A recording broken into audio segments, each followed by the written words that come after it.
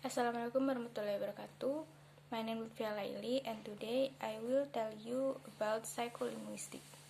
Psycholinguistics in general is the study of a mental aspect of language and speech. It is primarily concerned with the way in which language is represented and processed in the brain. Psycholinguistics study how complex words and sentences are composed in speech and how they are broken down into their constituents in the acts of listening and reading. In short, psycholinguistics seek to understand how language is done. And now, I will share two materials in psycholinguistics. The first is nature of language, and the second material that I want to share to you is about child language acquisition. The study of child language acquisition is seeks to understand how children, although born completely without language, by the time they are about 5 years old, they will typically acquire an extensive vocabulary, complex phonology, and grammatical system, and equally complex rules for how to use their language in social setting. It is also seeks to explain how this accomplishment could occur in every known society, whether literate or out, in every language, and is almost children they broke up. Studies show that people can actually hear before they are born. They demonstrate the preference for their mother's voices shortly after birth and can discriminate between utterances spoken in the mother's native language as opposed to a foreign language. By about 4 days of age,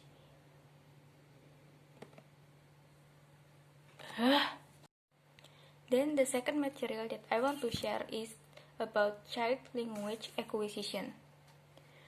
The study of child language acquisition is seeks to understand how children, although born completely without language, by the time they are about 5 years old, they will typically acquire an extensive vocabulary, complex phonology, and grammatical system, and equally complex rules for how to use their language approximately in social setting. It also seeks to explain how this accomplishment could occur in every known society, whether literate or not, in every language, and in almost children they brought up. Studies show that people can actually hear before they are born.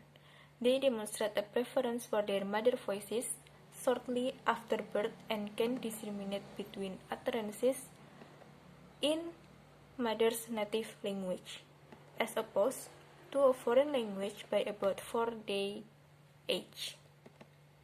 In conclude, a few days after we born, we immediately can perceiving a language.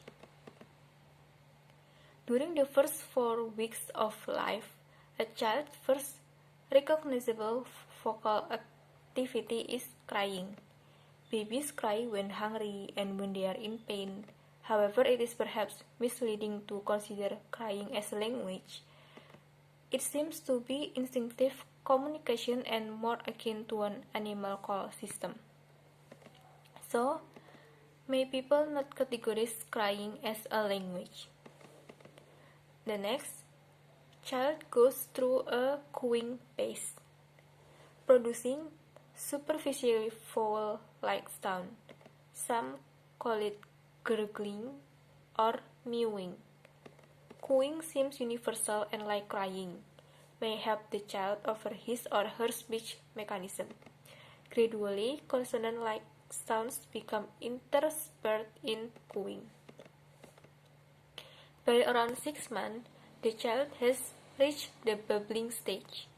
The consonants are often made with the sequence sounding like mama, dada, papa. When hearing these sounds, parents wrongly assume that their child is addressing them. Simultaneously with babbling, and from around 8 months, the child begins to imitate intonation pattern. People think they can finally talk, but they don't know what did a baby say. The next stage is known as one-word stage, by which time 18 until 21 months. Children typically have acquired approximately 50 words.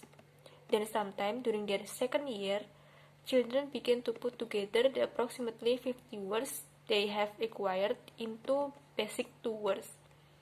They expressing the same kind of talk and intention like more milk, one some, one cookie.